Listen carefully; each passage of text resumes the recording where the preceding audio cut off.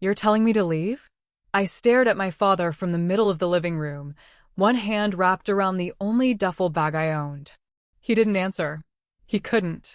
Because answering would have meant admitting that he was choosing my younger sister over me. Again. My mother did it for him. You've always been stronger than Emily, she said. Folding her arms like this was the most reasonable conversation in the world. She needs us more. I looked toward Emily. 20 years old. Healthy. Perfectly capable of standing on her own feet. Instead, she hid behind tears that always arrived exactly when responsibility knocked on her door. So I'm homeless? It's only until your sister gets back on her feet. When? We don't know. And where am I supposed to go? Mom shrugged. You'll figure something out. Then came the sentence that followed me for the next 12 years. You're the strong one. You'll be fine. 20 minutes later. I walked out carrying one faded duffel bag. Nobody stopped me. Nobody even asked where I was sleeping that night. What none of them knew was that the bag they watched disappear down the driveway would someday carry every secret capable of destroying the family they sacrificed me to protect. I was 18 when my family decided I was expendable. Not because I had done anything wrong. Not because I was rebellious. Not because I was lazy. Actually, I was the opposite. Honor roll student. Worked 25 hours a week after school. Paid for my own clothes. Bought my own phone. Helped with groceries. Cooked dinner 3 nights every week. If something broke, I fixed it. If someone needed money, I found a way. If mom was overwhelmed, I canceled my own plans. I thought that's what daughters did. It took me years to understand something painfully simple. I wasn't loved because I sacrificed. I was expected to sacrifice because they knew I'd never refuse. My sister Emily learned a completely different lesson. She learned that tears solved problems. If she forgot to pay her bills, mom handled it. If she quit another job, dad covered rent. If she crashed another car, someone else paid. Nobody called her irresponsible. They called her sensitive. There's a dangerous difference between helping someone and teaching them they'll never face consequences. My parents never saw it. Or maybe they refused to. Because admitting the truth would have meant admitting they'd created the disaster themselves. It all exploded the summer I graduated high school. Emily had been dating a man named Tyler for less than 6 months. He was charming at family dinners. Always smiled. Always brought flowers. Always called my parents Mr. and Mrs. Carter. Behind closed doors, he was unemployed, deep in gambling debt. And somehow, my parents convinced themselves marriage would magically transform him. Instead, 3 months after the wedding, everything collapsed. Tyler disappeared. Emily came home crying. Credit cards were maxed. Rent overdue. Collectors calling every hour. She wasn't just broke. She was drowning. I actually felt sorry for her. At first. Because I believed everyone deserved one second chance. What I didn't realize was that I was about to become the payment for hers. For 3 days, our house felt strangely peaceful. Mom cooked Emily's favorite meals. Dad quietly made phone calls. Emily stayed in the guest room, crying just loudly enough for everyone to hear. I was the only one still going to work. Still grocery shopping. Still paying for my own gas. Still pretending everything would somehow work itself out. I should have recognized the warning signs. Every conversation stopped when I entered a room. Bills disappeared from the kitchen table whenever I walked in. Dad suddenly became interested in how much money I'd saved for college. He asked casually, "So, you've been working since sophomore year?" I nodded. "Yeah, you've probably built a nice little nest egg. I've been saving every paycheck." He smiled. "Proud of you." Looking back, that smile wasn't pride. It was inventory. Ever since I was 16, every spare dollar had gone into one dream.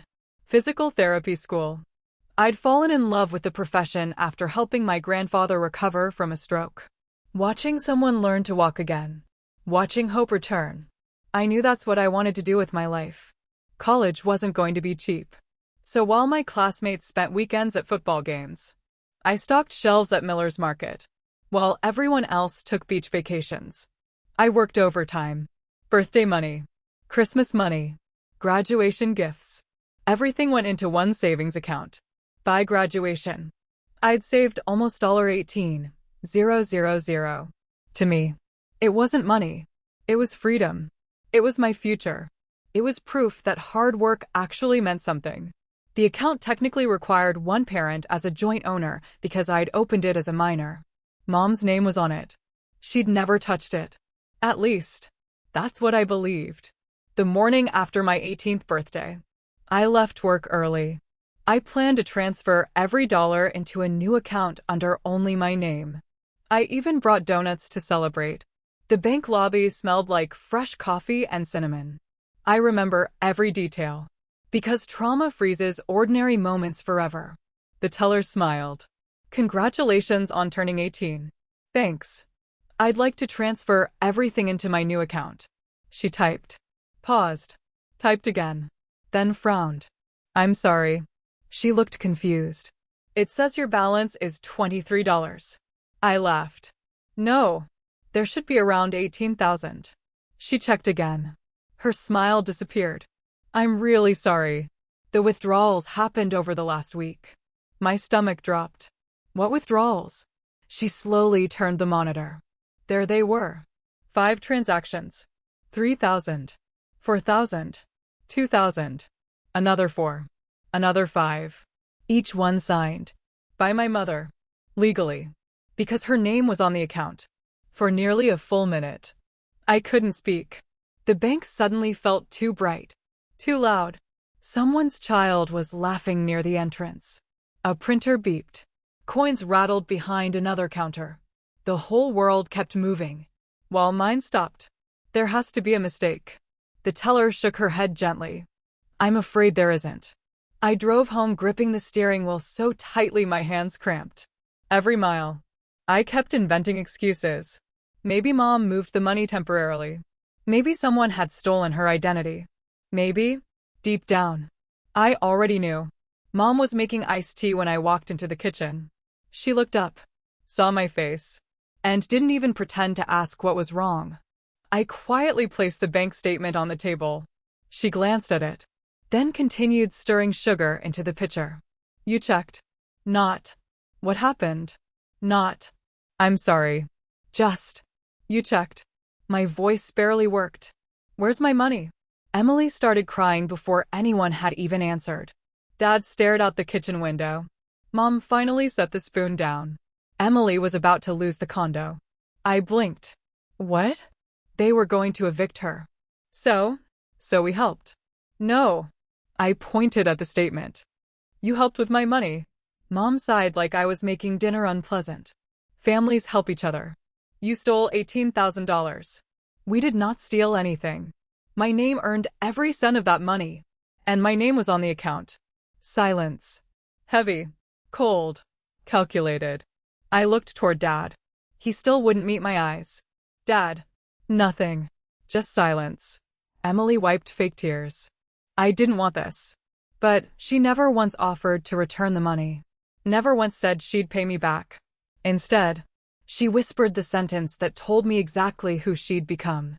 I needed it more than you. Something inside me cracked. Not loudly. Not dramatically. Just enough that I'd never hear the world the same way again. And I still had no idea. The worst part of that night hadn't happened yet. Emily lowered her head like she was ashamed. If you'd walked into that kitchen right then, you would have believed she was the victim. She'd perfected that expression years ago. Eyes glossy. Shoulders shaking. Voice barely above a whisper. It was incredible how someone could cry so convincingly, without shedding a single tear that changed anything. I never asked Mom to take all of it, she murmured. But she didn't finish the sentence. She didn't have to. Because my mother finished it for her. She would have been on the street. And now I might never go to college. Mom looked genuinely confused. You're only 18. You have your whole life. I laughed. Not because it was funny. Because my brain couldn't process the sentence. My whole life. I've spent 3 years saving that money. You can save again. Again. As if $18,000 grew on trees. As if 3 years of birthdays, double shifts, skipped vacations, and saying no to everything fun could simply be repeated. I turned toward Dad one last time. Did you know? His shoulders rose slowly, then fell. Yes, just one word. Quiet. Cowardly. Enough to shatter whatever hope I still had. When? A few days ago.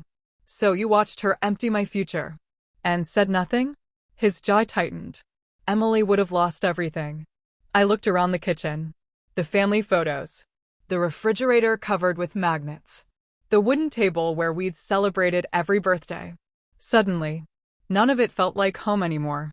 It felt like a place where decisions had already been made before I was invited into the room. I went upstairs. Not to pack. Not yet. I simply sat on my bed. People imagine betrayal as explosive. Screaming. Throwing things. Doors slamming. Real betrayal is quieter. You begin remembering every moment that suddenly makes sense. Every birthday when Emily received the bigger gift. Every punishment you accepted for something she started. Every time your parents said, "Be patient. She's having a hard time." You understand. No. I understood now. There had never been two daughters. There had been one daughter. And one backup plan. About an hour later, Mom knocked once before opening my bedroom door. She carried a folder. Not food. Not an apology. A folder. She placed it on my desk. "We've drafted something." My stomach tightened. "What is it?" "Just paperwork." I opened it. The first page read, "Family Financial Agreement." I kept reading. According to the document, the $18,000 had been a voluntary gift from me to Emily. Made willingly. Without pressure. With no expectation of repayment. At the bottom, a blank signature line waited for me. I looked up slowly. "You want me to sign this? It'll avoid misunderstandings later." "There is no misunderstanding." Mom folded her hands. "We're trying to protect the family." "The family?" I almost laughed again. "The family that just stole my college fund?" "We didn't steal anything." "You keep saying that." "Because it's true." "No." I slid the folder back across the desk. "You need me to lie." Mom's smile disappeared. "We need everyone moving in the same direction." There it was. Not truth. Not justice. Unity. Even if unity required one person to carry all the damage. I pushed the papers farther away. "I'm not signing." The room became very still. Mom stared at me for several seconds. When she finally spoke, her voice had lost every trace of warmth. "If you refuse." She paused deliberately. "Then maybe this isn't the right home for you anymore." I blinked. "What?" "If you can't support your sister. If you can't be part of this family. You don't have to stay." I searched her face for any sign that this was a bluff. There wasn't one. She meant every word. "You'd throw me out?" "We're asking you to make a choice." "No." I whispered. "You're making it for me." Just then, Dad appeared in the hallway. He had heard everything. He looked exhausted. Older somehow. For one impossible second, I thought he was finally going to stop this. Instead, he quietly said, "Maybe a little time apart would help everyone." That sentence hurt more than the missing money. Because it wasn't anger. It was surrender. And sometimes, the people who say the least leave the deepest wounds. I looked past both of them toward the family photos lining the hallway. Every smiling picture suddenly looked like evidence from someone else's life. I walked back into my room, opened the closet, and pulled out the faded navy duffel bag I'd used for high school basketball trips.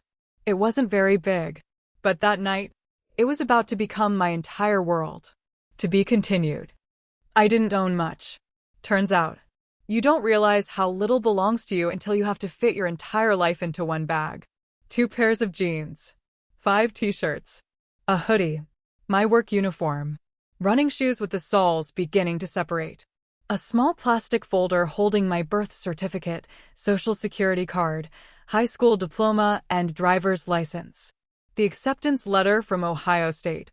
I stared at it for a long time. 3 months earlier, I'd held that envelope like it contained my future. Now, it felt like a cruel joke. I folded it carefully anyway. Dreams deserved respect, even when they were broken. In the bottom drawer of my nightstand sat an old baseball my grandfather had given me before he died. On it he'd written with a black marker, "Stand tall, no matter who's watching." I slipped it into the side pocket of my duffel. That baseball would stay with me for the next 12 years. Sometimes. It would be the only reminder that someone in my family had once believed in me. Downstairs. No one came to help. No one asked if I needed boxes. No one said, "Don't go." The television was on. Dad sat in his recliner pretending to watch the evening news. Mom was folding laundry. Emily was scrolling through her phone. The family had already adjusted to life without me. Before I'd even left, I carried my duffel toward the front door. The zipper scraped loudly against the metal frame. Still, nobody looked up. I reached for the doorknob. Behind me, Mom finally spoke. "I hope you don't make this harder than it has to be." I turned around. Harder? She'd emptied my savings, taken my education, asked me to lie, thrown me out of my own home. And somehow, she still believed I was the one making things difficult. I won't. I opened the door. Fresh evening air rushed inside. I stepped onto the porch. Behind me, the door closed. Not slammed. Just closed.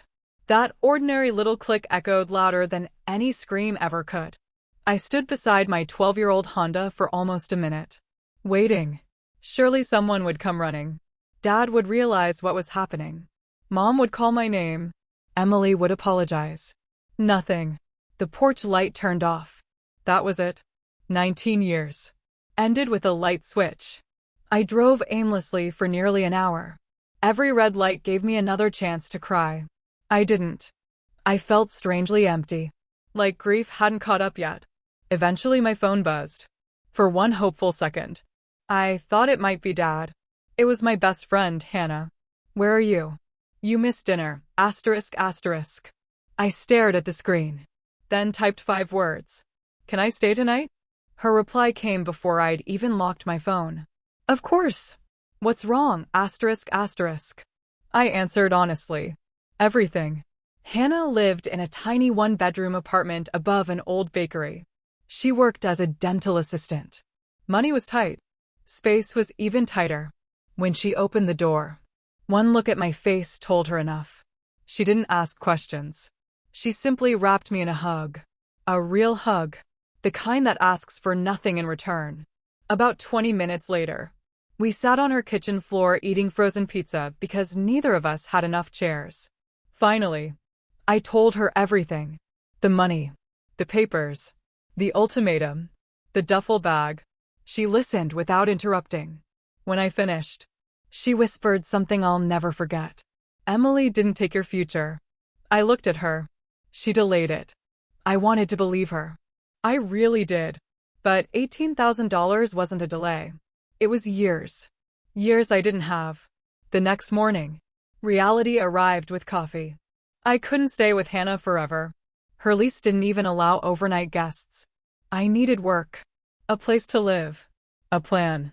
So I did the only thing I'd ever known how to do. I started solving problems. I called Ohio State. Deferred my admission for 1 year. The woman in admissions was kind. Kinder than my own mother had been. She explained the paperwork. Told me my acceptance would remain valid. I thanked her. Then I hung up and cried for exactly 3 minutes. I timed it. Because after 3 minutes, I had to get moving. Being homeless doesn't leave much room for grieving. Over the next 6 weeks, my life became a series of borrowed places. 3 nights on Hannah's couch. 4 nights sleeping in my car behind the grocery store where I worked. A week in the spare room of my manager, Mr. Collins, after he noticed I looked exhausted. He never asked for details. He simply handed me a house key and said, "Everyone deserves somewhere safe to sleep." Those words hit harder than he ever knew, because they came from someone who wasn't family. And yet, he acted more like one than the people who raised me. By the end of that summer, I'd saved enough for the deposit on the smallest apartment I could find. It was barely 400 square feet. The carpet smelled like old cigarettes. The kitchen sink leaked. The refrigerator hummed loud enough to wake me at night. I loved every inch of it. Because for the first time in my life, everything inside those walls belonged to me. No one could throw me out. No one could empty my bank account. No one could decide my future. I thought the hardest part was finally behind me. I couldn't have been more wrong.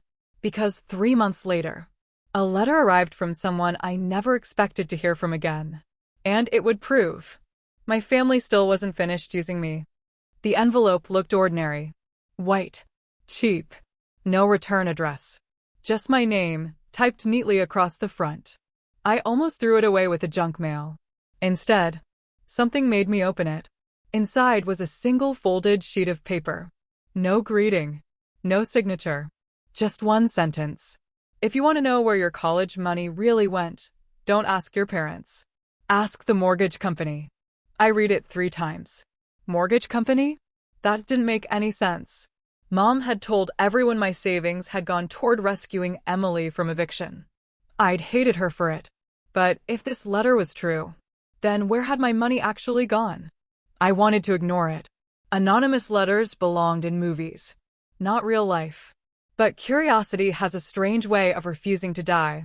The next afternoon, during my lunch break, I drove past my parents' neighborhood. I hadn't been back since the night they threw me out. Everything looked exactly the same. Kids riding bicycles. Neighbors mowing lawns. Mrs. Jenkins still watering her roses across the street. My family had erased me, without leaving a single mark on the house. I parked a block away. From there, I noticed something odd. A black SUV sat in the driveway. 2 men in business suits walked out carrying folders. One of them placed a bright orange paper on the front door before leaving. Even from across the street, I recognized the color. Legal notice. My heart started pounding. That evening, I searched public property records online. Most counties publish mortgage filings. I didn't expect to find anything. Instead, within 5 minutes, I found everything.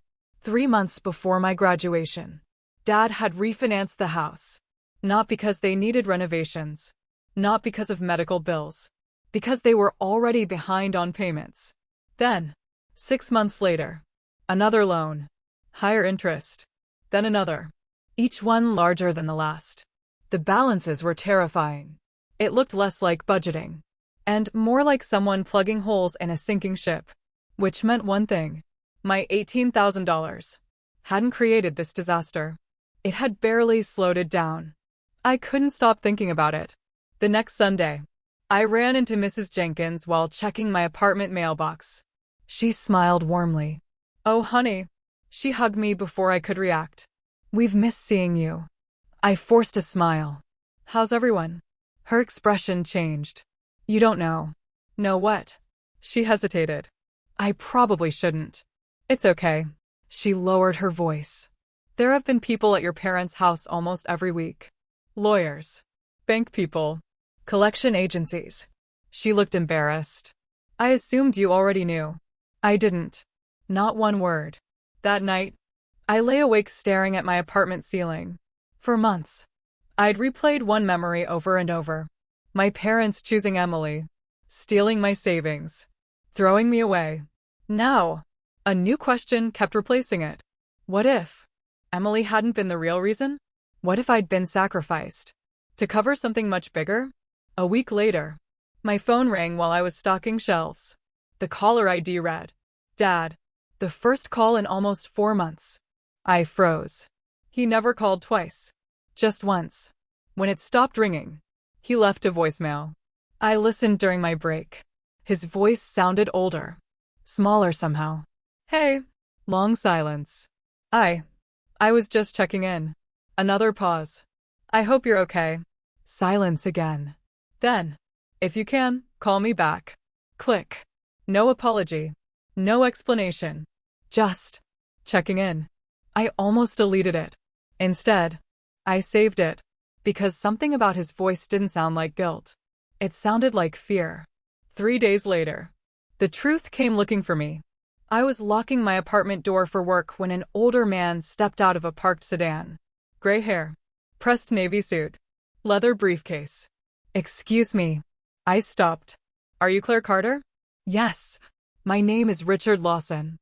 He handed me a business card. The logo belonged to a law firm downtown. I represented your grandfather. I frowned. My grandfather passed away years ago. I know. That's why I've been trying to find you. Every instinct told me to walk away. Instead, I looked at the card again. It was real. So, what do you want?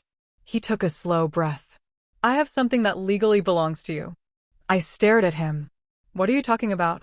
He opened his briefcase, pulled out a thick sealed envelope, and quietly said, "Your grandfather instructed me not to deliver this until your 21st birthday."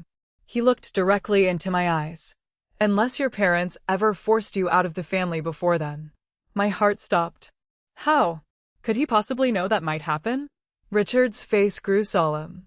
He didn't know. He simply said, "If anyone in this family is ever abandoned, it'll be Claire." I suddenly couldn't breathe, because for the first time, someone else had seen it, years before it happened. And whatever my grandfather had left behind, he had gone to extraordinary lengths to make sure my parents could never touch it. Richard Lawson held the envelope with both hands, not dramatically, almost respectfully, like it wasn't just paper, like it carried the weight of a promise. "I can't release it until I verify your identity." Still stunned, I handed him my driver's license. He checked it carefully, compared the birth date, then nodded once. "This belongs to you now." I took the envelope. It felt surprisingly heavy. Inside, there were several documents. A handwritten letter. A sealed manila packet marked, "Do not open unless Claire requests it." And another document that immediately caught my attention. The last will and testament of Harold Carter, my grandfather. Richard waited quietly while I skimmed the first page. "I don't understand. My parents handled Grandpa's estate years ago. They handled part of it. What does that mean?" He looked toward the parking lot before answering. "Your grandfather divided his estate into two portions. The first was distributed publicly. The second," he tapped the envelope, "was placed into a private trust." I stared at him. My parents never mentioned any trust. They weren't supposed to. Why? Because they weren't beneficiaries. I felt the world tilt. My grandfather left something. Only to me? Richard nodded. He believed you would eventually need protection. Protection. Not wealth. Not inheritance. Protection. That single word made my chest tighten. When did he decide this? The year before he passed away. Why? Richard hesitated. "I think you should read his letter first." I sat back down on the apartment steps, hands trembling. The handwriting was unmistakable. Messy. Strong. Exactly as I remembered. "My sweet Claire, if you're reading this, then one of two things has happened. Either you've turned 21, or the people who should have protected you didn't. I pray I'm wrong, but old men notice things children don't. You always apologized, even when someone else hurt you. You always shared, even when you had the least. And every time your sister made a mistake, someone expected you to pay for it. I watched it happen. More than once. More than twice. Too many times. You probably thought I didn't notice. I did. I simply wasn't strong enough to stop it. For that, I'm sorry." Tears blurred the page. I wiped them away. Kept reading. "There will come a day when someone tells you that sacrificing yourself makes you a good daughter. Don't believe them. Love isn't measured by how much pain you can survive. Family isn't proven by how much they take from you. The people who truly love you protect your future. They don't spend it.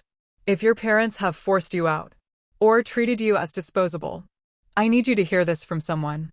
It was never because you weren't enough. It was because you were willing to carry burdens that belong to other people. Don't carry them anymore. Live. Build. Become the woman they never imagined you could be. I'll always be proud of you. Love. Grandpa." By the time I reached the signature, I was crying openly. Not because he'd left me money, because for the first time in my life, someone had written down the truth. I wasn't crazy. I wasn't selfish. I wasn't imagining the favoritism. Someone else had seen it years before I did. Richard quietly handed me a tissue. "He loved you very much." "I know." He came to our office 3 separate times to update the trust. 3. He kept changing one instruction. What instruction? Richard smiled sadly. Originally, the trust became yours at 25. Then he changed it to 23. And finally, he added the emergency clause. The one about being abandoned? Yes. He told me.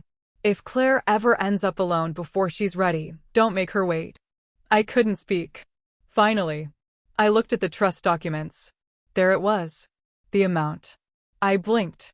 Looked again. Sure, I had misread it. I hadn't. The trust contained $486,000. Nearly $500,000. Invested. Professionally managed. Growing for years. I stared at Richard. This can't be right. It is. My grandfather wasn't rich. He wasn't. He simply invested consistently for nearly 40 years. He lived modestly, so someone else could have opportunities. My hands shook so badly I almost dropped the papers. Then I noticed something else. One paragraph highlighted in yellow. No member of Harold Carter's immediate family shall receive distributions from this trust, request loans against it, or exercise any authority over its assets other than Claire Carter herself. I looked up. He specifically excluded my parents? He did. And Emily? Yes. Why? Richard answered carefully. Because he believed they'd eventually ask. A chill ran through me. He knew. I believe. Richard paused. He hoped he was wrong. Before leaving, he handed me one final item. A small brass key. Attached to it was a faded tag. Safety Deposit Box 214.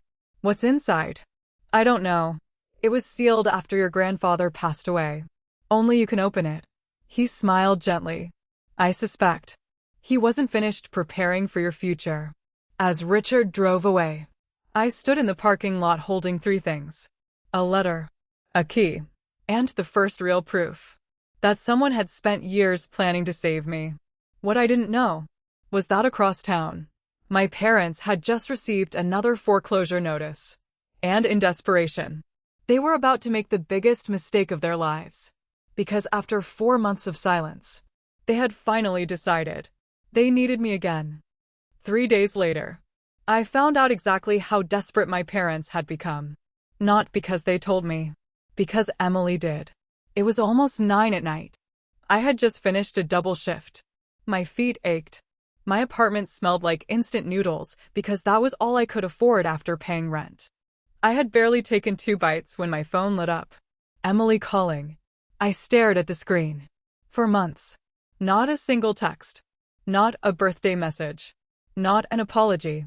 Now, she was calling. I almost declined. Instead, I answered. Hello. Silence. Then soft crying. Claire. Her voice sounded fragile. I didn't know who else to call. I closed my eyes. The performance had begun. What do you want, Emily? Our house. She sniffled dramatically. They're taking it. For a few seconds, I said nothing. She filled the silence herself. Dad says we only have a few weeks. The bank won't wait anymore. We're going to lose everything. Everything. Interesting choice of words. Because 4 months earlier, she hadn't cared when I'd lost everything. You should talk to Mom and Dad. We have. They don't know what to do. So. Her voice became smaller. We thought maybe. There it was. The reason for the call. You could help. I laughed. Not loudly. Just enough for her to hear how impossible that request sounded. You threw me out. It wasn't like that. Oh. Then remind me. Did someone else walk out carrying one bag while your family watched television? Silence. She tried another approach. You know Dad's health hasn't been good. I didn't. Mom's been under so much stress. I wouldn't know. You don't have to be cruel. Cruel. The word almost made me smile. Funny how people discover compassion. Only when they need something. Finally, she stopped pretending. The bank says we need $80,000. I nearly dropped my fork. 80,000. Not 5. Not 10. 80. You think I have $80,000? I don't know. You've always been good with money. There it was again. The same sentence. Disguised differently. You're responsible. You'll figure something out. You're the strong one. You'll be fine. I can't help you. Claire, please. No. You don't understand. No. You don't even know what I'm asking. I know exactly what you're asking. You want me to save the people who refuse to save me. She began crying harder. Real tears this time. Fear can do that. You'd really let us lose the house? I looked around my tiny apartment. Water stain on the ceiling. Used furniture. Second-hand dishes. Everything I'd built. One paycheck at a time. Then I quietly answered. You let me lose my home. Click. She hung up. I expected to feel guilty. Instead, I felt peaceful. For the first time. I had protected myself. The next morning, there was another knock on my apartment door. This time, it wasn't a lawyer. It was Dad. I almost didn't recognize him. He'd lost weight. His hair looked almost completely gray. His shoulders, once broad and confident, now seemed permanently bent forward. He held a paper grocery bag. I brought muffins. For a strange moment, I was 19 again. He used to bring blueberry muffins home every Saturday morning. Before everything changed. Before I learned that love in our house always came with conditions. What are you doing here? I just wanted to talk. You know where I live now? He looked embarrassed. Hannah told your uncle. Of course. Small towns never keep secrets. I didn't invite him inside. We stood in the hallway. Neighbors passed occasionally. Neither of us cared. He held the grocery bag awkwardly. I've been wanting to apologize. For words. I'd imagined hearing them hundreds of times. Yet now, they sounded incomplete. I'm listening. He swallowed. I should have stopped your mother. Yes. I should have protected you. Yes. I failed. I nodded slowly. You did. He looked down at the floor. I think about that every day. For a moment, I almost hugged him. Almost. Then he said something that ruined everything. We need your help. There it was. Not. I miss you. Not. Come home. Not. How have you been? The apology had been real. But it wasn't the reason he'd come. It was the price of admission. I sighed. How much? His eyes widened. What? How much money do you need? His face turned crimson. I didn't come here just for that. No. You came here because of that. Silence. Finally, he whispered. 80,000. Exactly what Emily had said. You don't have it, do you? No. Then why are you asking me? He rubbed both hands over his face. Because. His voice cracked. There isn't anyone else. I stared at him for a long time, then quietly asked the question that had haunted me for months. Dad, where did my $18,000 actually go? His entire body froze. Not a blink. Not a breath. Nothing. He looked like a man who'd just realized the wrong secret had finally been uncovered. And in that single expression, I knew the truth was far worse than anyone had admitted. Dad didn't answer. He couldn't.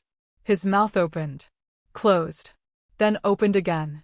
Like every explanation he had rehearsed suddenly sounded ridiculous. I asked you a question. He rubbed the back of his neck. It wasn't only about Emily. I know. His eyes shot toward mine. Who told you? No one. I lied. I figured it out. That wasn't entirely true. The anonymous letter had pointed me in the right direction. But the panic on his face, that was confirmation. He leaned against the hallway wall, looking older than I'd ever seen him. The house was already in trouble. I know. We were behind. I know. Your mother's business failed. That surprised me. What business? He looked confused. You didn't know? No. She borrowed money 3 years ago. My stomach tightened. Mom had always talked about opening a small boutique. She said she was investing in herself. Apparently, she'd also been investing with borrowed money. It never made any profit. Dad continued quietly. Then she borrowed more. To keep it alive. Then more. To pay the first loans. A debt spiral.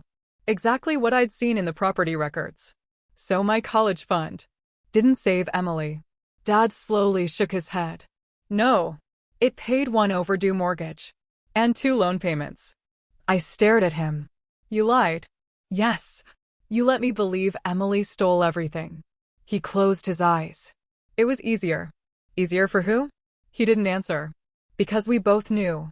It had been easier for them. If I hated Emily, I wouldn't ask harder questions. I wouldn't dig. I wouldn't discover the truth. But Emily still knew. Yes. She watched me blame her. Yes. And she never corrected me. No. I laughed bitterly. So everyone lied. Dad whispered. Yes. I took a long breath. Then asked the question that mattered most. Why not tell me the truth? He looked away. Because we thought if you knew how bad things really were, you might feel obligated to stay. I frowned. What? We knew you'd work. We knew you'd postpone college. We knew. His voice broke. You'd try to save us. The realization hit me like cold water. They hadn't thrown me out because I refused to help. They'd thrown me out because I refused to sign away the theft. If I'd stayed, I would have kept sacrificing, working overtime, paying bills, giving them every paycheck, becoming the family's permanent safety net. When I walked away, that plan collapsed. You weren't protecting Emily, I said quietly. You were protecting yourselves. Dad covered his face. For the first time in my life, I saw him cry. Not dramatic sobbing, just silent tears slipping between his fingers. I know. I know. I know.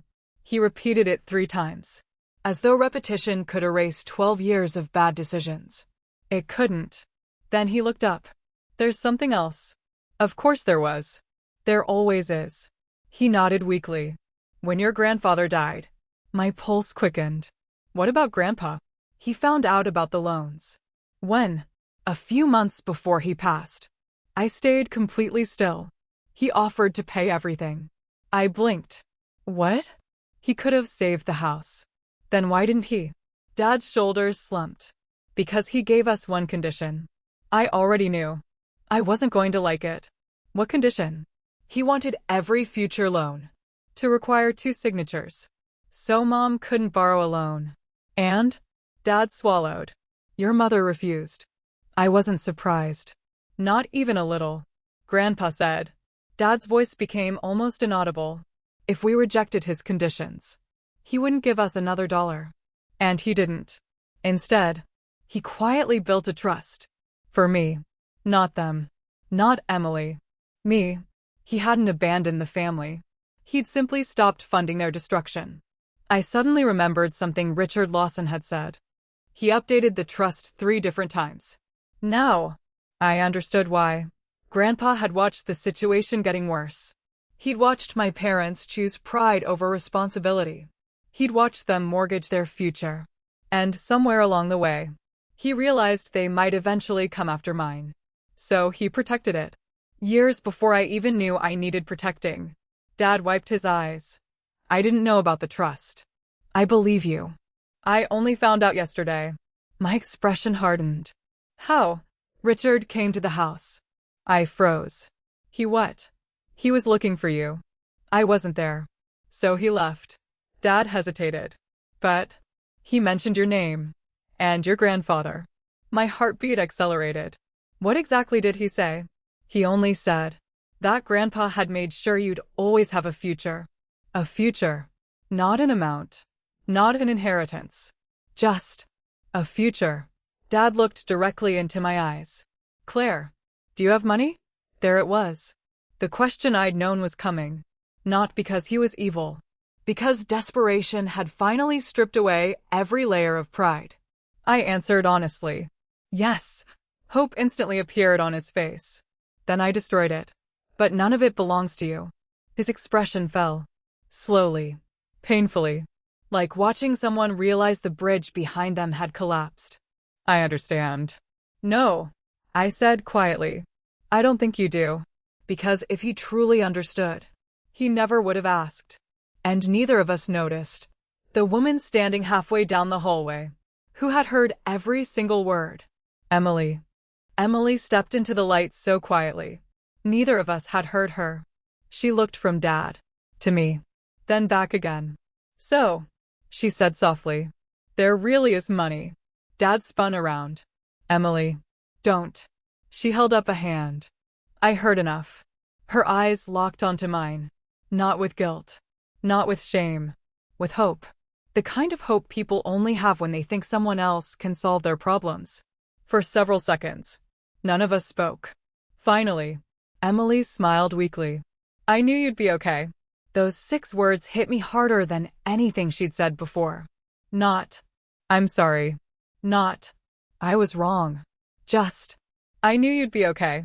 The same belief my parents had always used to justify sacrificing me. Because Claire is strong. Claire will recover. Claire will figure it out. Which somehow meant Claire could always be hurt first. You knew? I asked quietly. She nodded. I always knew you'd land on your feet. And that's why it was okay to push me off the cliff? Her smile disappeared. It wasn't like that. No, I never wanted you to leave. But you watched me. You watched me carry one bag out of the house. You watched Mom steal my college fund. You watched Dad say nothing. You watched the door close. My voice never rose. It didn't need to. The truth was loud enough. And then, I continued. You didn't call. For 4 months. Emily looked down. I didn't know what to say. You could have started with, I'm sorry. Tears rolled down her face. Real tears. I was scared. So was I. I thought everything would fall apart. It did. She took one hesitant step closer. I know I don't deserve this. But we're going to lose the house. Our childhood home. I looked at her calmly. My childhood home ended the night I was thrown out. Dad finally spoke. Claire. No. I stopped him. I've listened for years. Now you listen. I faced both of them. You keep talking about the house. You never talk about me. You ask if I have money. You never ask how I survived. You know I slept in my car? Both of them looked stunned. You, what? I slept behind the grocery store. For 4 nights. Silence. You know why? Because I didn't have enough money for an apartment. You know why? No answer. Because you emptied my savings. Emily covered her mouth. Dad closed his eyes. I kept going. My manager gave me a room. A man who wasn't related to me. He fed me. He made sure I was safe. He never asked for anything. I looked directly at Dad. He acted more like my father than you did. The hallway became painfully quiet. Even the neighbors passing outside seemed distant. Dad whispered. I didn't know. No, you didn't. Because none of you ever asked. Emily suddenly reached into her purse. She pulled out a thick envelope. I've been carrying this all week. She handed it to me. What is it? Our financial records. I frowned. What? She took a shaky breath. I found them. Mom doesn't know. Inside were bank statements, loan documents, credit card balances, and dozens of unpaid notices. My eyes widened. The debt wasn't $80,000. It was over $312,000. I looked up. You told me 80. Emily nodded. That's all the bank needs immediately. There are more lenders, more loans, more interest. It was catastrophic. Then I noticed something strange. One company name kept appearing. Redwood Capital Holdings. Every major loan, every refinancing agreement, every second mortgage, connected to the same private lender. I pointed at it. Who are they? Emily swallowed hard. I don't know. Dad did. His face turned completely white. Oh no. I looked at him. You know exactly who they are. He nodded slowly. They're not just a lender. What are they? He whispered the answer. They own Tyler's gambling debts. The room froze. Emily stared at him. What? Dad looked absolutely broken. I didn't tell you. Tell me what? He couldn't meet her eyes. The money Tyler owed wasn't to a casino. It was to people who buy debt and collect it. Emily took a step backward. No. Dad nodded. When Tyler disappeared, they came to us. They offered loans. They said they'd protect the family. They didn't. They trapped us. A horrifying realization washed over me. Tyler hadn't just destroyed Emily's marriage. He had opened the front door for people who had quietly taken control of my parents' entire financial life. And judging by the terror on Dad's face, money was no longer the biggest problem. Because whatever Redwood Capital really was, they weren't finished collecting. Emily sank onto the hallway floor. She wasn't crying anymore. She looked numb. My whole marriage, she whispered. It started because of that debt? Dad nodded.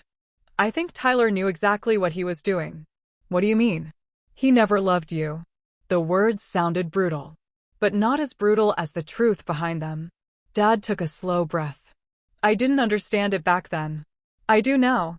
Tyler always knew too much. About what? Our finances. Our mortgage. My retirement.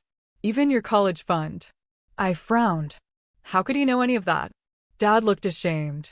Your mother trusted him. She discussed everything. Emily covered her face. Oh my God.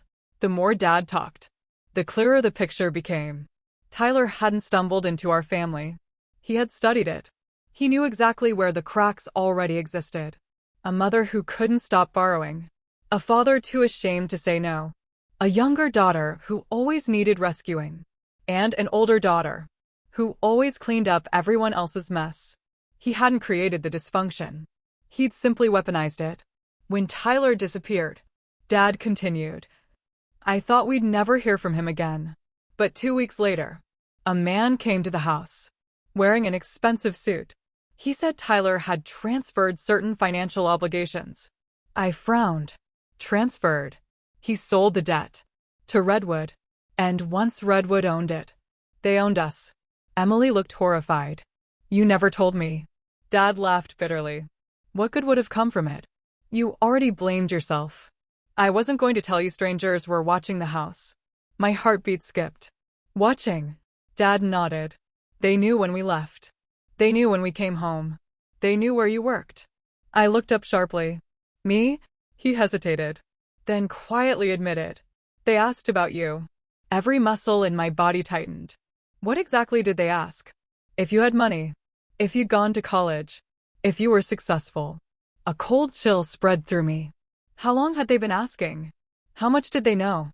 Suddenly, Richard Lawson's warning echoed in my head. Your grandfather believed they'd eventually ask. At the time, I'd assumed he meant my parents.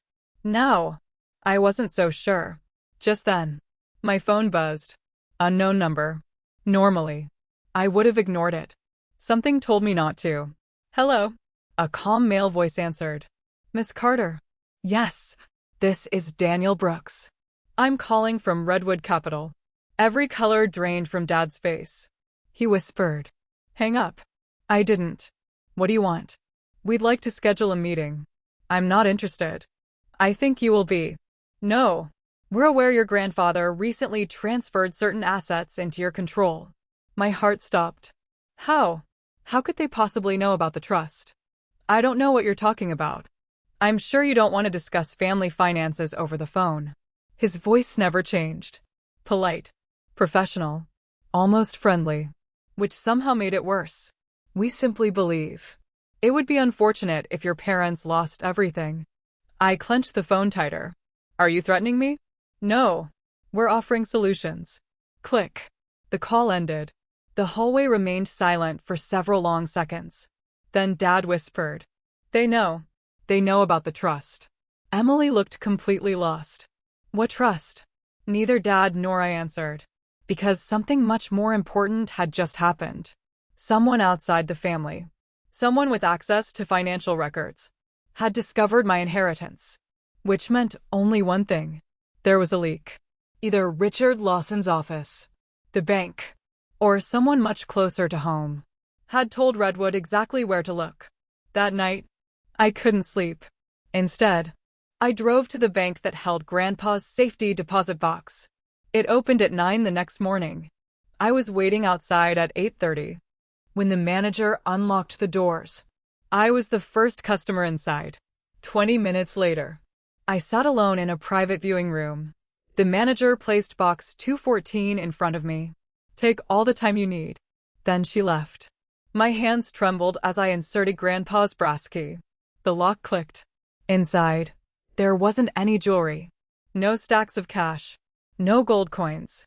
Just 3 items. A leather-bound journal. A sealed envelope labeled, "Open only if someone comes after the trust." And an old USB flash drive. I frowned. Grandpa had barely known how to use a computer. Why would he leave a flash drive? I picked up the envelope first. My name was written across it in the same familiar handwriting. Slowly, I broke the seal. The first line made my heart pound. "Claire, if you're reading this, then they finally found the money." I suddenly realized Grandpa hadn't just predicted my parents would need help. He had predicted someone else would come looking too. I unfolded Grandpa's letter. The handwriting was steadier than the first one. Almost urgent. "Claire, if someone is asking about the trust," then my biggest fear came true. "This isn't about the money. It never was. The money is only bait. There are people who survive by finding desperate families, lending them more than they can repay, then quietly taking everything they own. Your parents believed they were borrowing from a finance company. They weren't. They were borrowing from people who profit from desperation. If they ever discover this trust, do not negotiate. Do not sign anything. And most importantly, do not let guilt make decisions your wisdom shouldn't." I stopped reading. Every sentence felt less like advice, and more like a warning from someone who had seen this before. I continued. "There is one person you can trust completely. His name is Michael Evans. He owes me a favor I never allowed him to repay. If you need help, call him. His number is attached. I hope you never have to. Love, Grandpa." Behind the letter, a small card was clipped to the page. Michael Evans. Evans Financial Investigations. I slipped it into my wallet. Then I picked up the leather journal. Most of it contained ordinary entries. Doctor appointments, garden notes, fishing trips. But during the final year, the tone changed completely. Grandpa had begun documenting conversations, loan companies, visits to the house, arguments with my parents. One page immediately caught my attention. October 14. Margaret refused my conditions again. She insists another loan will solve everything. David knows it won't. Emily doesn't understand what's happening. Claire suspects something. She's the only one asking the right questions. I fear they'll eventually expect her to carry this burden too.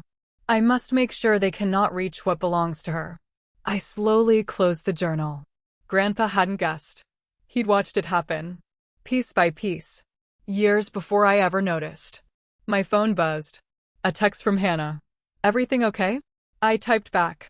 "I think my grandfather spent years trying to save me." A few seconds later, she replied, "Then don't waste what he protected." Simple, direct, exactly what I needed to hear. As I left the bank, a familiar black SUV sat across the street. The same model I'd seen outside my parents' house. Maybe it was coincidence. Maybe it wasn't. I kept walking without looking directly at it. When I reached my car, the SUV pulled away. Slowly. Not following. Just watching. For now, I realized something important. This wasn't going to be solved with anger or revenge. It would be solved with patience, with evidence, with smart decisions. Exactly the qualities my family had mistaken for weakness. And for the first time since I walked out carrying one duffel bag, I understood something. They hadn't destroyed my future. They had forced me to build one they could never control. To be continued. The next morning, I made exactly one phone call. The number Grandpa had left behind. It rang twice. Michael Evans. His voice was calm, professional. "This is Claire Carter." Silence. Then, "I've been wondering when you'd call. You knew my grandfather? I owed him more than I can ever repay. He told me to contact you if someone came after the trust." His tone immediately changed. "Did someone?" "Yes." "Then don't discuss anything over the phone." "When can you meet?" "1 hour." Michael's office wasn't what I expected. No marble floors. No giant logo. Just a modest brick building with a small brass sign. Inside, the walls were covered with framed newspaper articles. Most involved financial fraud, predatory lenders, corporate investigations. As soon as I mentioned Redwood Capital, he stopped smiling. Show me everything. I handed him Grandpa's journal, the anonymous letter, the trust documents, then described the phone call. He read quietly for almost 20 minutes. When he finally looked up, his expression was serious. Your grandfather wasn't paranoid. He was prepared. What exactly is Redwood? Michael leaned back. They're legal. Mostly. What does that mean? They buy distressed debt. That's not illegal. No. The problem is, they intentionally target people already close to financial collapse. They keep refinancing, adding fees, rolling balances. They don't want families to recover. They want them trapped. So they can take houses? Houses. Retirement accounts. Insurance payouts. Anything with value. And Tyler. Michael folded his hands. I don't think Tyler worked for them. But I do believe he was useful to them. Useful how? He accumulated debts. Those debts eventually landed at Redwood. And suddenly, they had leverage over your family. I remembered every expensive gift Tyler had shown off. The sports car, the watches, the vacations he couldn't possibly afford. It all made sense now. He had never planned to repay anything. Michael slid a legal pad across the desk. I need to ask one question. Go ahead. If your parents lose the house, will you try to save it? I didn't answer immediately, because a month earlier, the answer would have been yes. Now, I wasn't sure. I don't know. He nodded. Good. I frowned. Good. Because uncertainty means you're finally thinking instead of reacting. He opened Grandpa's journal again. Your grandfather understood something very important. What's that? Compassion without boundaries becomes self-destruction. Those words stayed with me. Over the next 2 weeks, Michael's team investigated Redwood. Meanwhile, I kept working. I didn't quit my job. I didn't touch the trust. I paid my rent, bought groceries, lived quietly. For the first time in years, I wasn't trying to rescue anyone. It felt strange, almost selfish, until I realized it wasn't selfish. It was normal. Then Michael called. I have answers. His voice sounded different, sharper. Can you come in? 20 minutes later, he spread several files across his desk. The good news. Your trust is completely protected. I exhaled. The bad news. He pointed to one document. Your parents signed personal guarantees for almost every loan.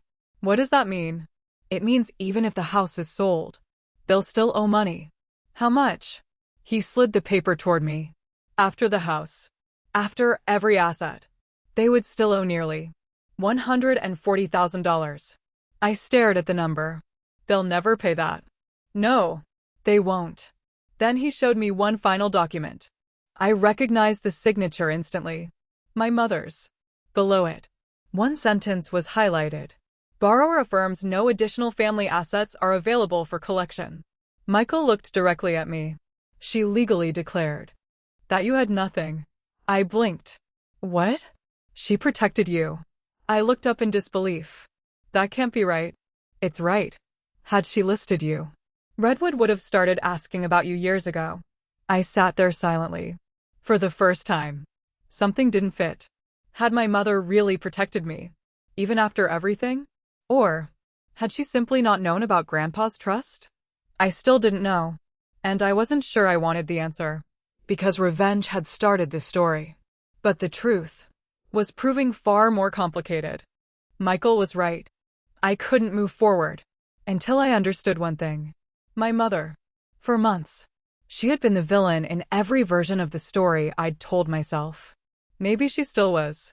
But one sentence refused to leave my mind. Borrower affirms no additional family assets are available for collection. If she'd listed me, Redwood would have come after me years ago. So, was it a lie to protect me? Or simply another lie to protect herself? There was only one way to find out. I drove to my parents' house. For the first time, I knocked. Mom opened the door. She looked exhausted. Her eyes were swollen. The house behind her felt strangely empty. Pictures had disappeared from the walls. Several pieces of furniture were gone. Sold, I guessed. You came. I have questions. She stepped aside. I know. The kitchen looked smaller than I remembered. Bills covered the table. Some unopened. Some stamped in red. Mom didn't try to hide them anymore. There isn't any coffee. She gave a tired smile. We sold the machine. I sat down. Neither of us spoke for almost a minute. Finally, I slid one document across the table. The loan agreement. She looked at it, then quietly nodded. So you know. I know you declared I had no assets. Why? She stared at the paper. I didn't know about your grandfather's trust. I believe you. But I still lied. She folded her hands. When those men started asking questions, I got scared. They wanted names, relatives, property, anything. I told them. You had nothing. You weren't in contact with us. You'd disappeared. I frowned. Why? Her eyes filled with tears. Because I thought, if they couldn't find anything, they'd leave you alone. For the first time, I saw something that looked genuine. Not manipulation. Fear. Then why throw me out? I asked. Her shoulders slumped. Because I thought if you stayed, you'd never leave. You would have worked 2 jobs. Given us every paycheck. You would have destroyed your own future trying to save ours. I stared at her. So you forced me out. To save me? She shook her head immediately. No. I forced you out because I was ashamed. I couldn't face what we'd become. I chose the easiest person to lose. You. The room fell silent. That answer hurt. Because it was honest.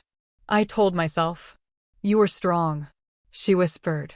I repeated it so many times. That eventually, I believed hurting you wasn't really hurting you. A tear rolled down her cheek. It was the worst lie I ever told myself. I looked around the kitchen. Nothing had changed. Yet everything had. For years. I'd imagined this conversation. I dreamed she'd deny everything. Instead, she admitted it. Not to excuse herself. Simply because there were no lies left worth protecting. Just then, the front door opened. Dad rushed inside. They're here. Mom stood immediately. Who? Redwood. 3 black SUVs pulled into the driveway. Men in suits stepped out carrying folders. One of them knocked firmly. Michael had warned me. Don't negotiate. Don't sign anything. I stood. I'm leaving. The man outside called through the door. Mr. Carter. We're here regarding today's possession order. Dad looked completely defeated. He didn't ask me to stay. He didn't ask for money. Instead, he quietly said, I'm sorry I wasn't the father you deserved. For the first time, I believed him. I walked out the back door. Not because I didn't care. Because there was nothing left for me to save. Over the next 3 months, the house was sold.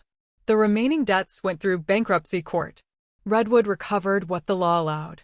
Nothing more. Michael's investigation eventually uncovered several deceptive lending practices. State regulators opened an inquiry. The company survived, but not untouched. For the first time, someone was watching them. Just as they'd spent years watching families like mine, Emily found a job. Not because someone rescued her, because no one could anymore. She rented a small apartment, paid her own bills. Slowly, she became someone different. One evening, she mailed me a cashier's check. $500. Attached was a single note. First payment. I know it isn't enough. I'll keep sending them until every dollar is repaid. Even if it takes the rest of my life. Asterisk, asterisk. It wasn't about the amount. It was the first time she'd accepted responsibility. I deposited the check. Not because I needed it. Because she needed to finish what she'd started. A year later, I finally enrolled in physical therapy school. Not with my stolen savings. Not because someone gave me another chance. Because Grandpa had. Every exam I passed, every patient I helped, felt like another promise kept. People often ask if I ever forgave my parents. The answer isn't simple. I forgave them. Eventually. Forgiveness let me sleep at night. But forgiveness isn't the same as trust. Trust never came back. Some things, once broken, remain broken. And that's okay. 5 years after I walked away carrying one faded duffel bag, I visited Grandpa's grave. I placed the old baseball beside the headstone for a moment. The words he'd written had faded, but they were still there. Stand tall, no matter who's watching. I smiled. You were right. Then I picked up the baseball, turned toward my car, and drove home. Not to the house that threw me away, but to the life I'd built myself. Because in the end, the greatest revenge wasn't watching my family lose everything. It was proving that the daughter they believed would be fine didn't just survive. She became the strongest person in the family. Not because they made her that way, but because she finally chose herself. The end.